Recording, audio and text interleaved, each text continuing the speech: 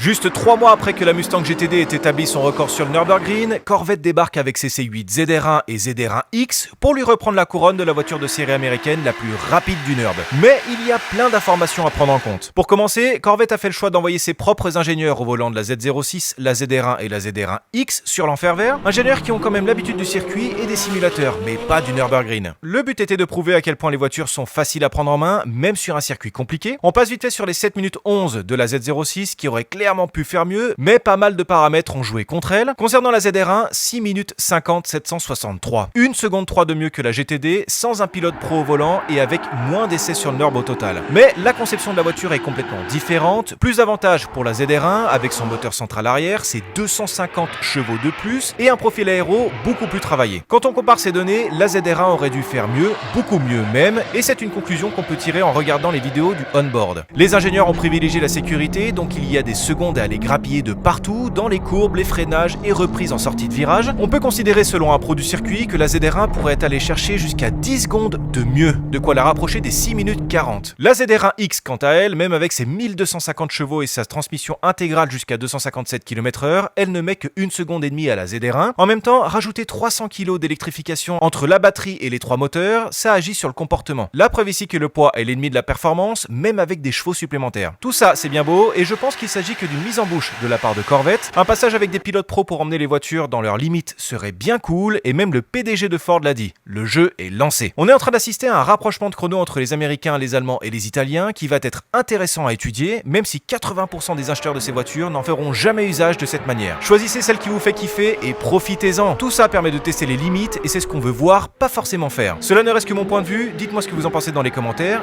et abonnez-vous.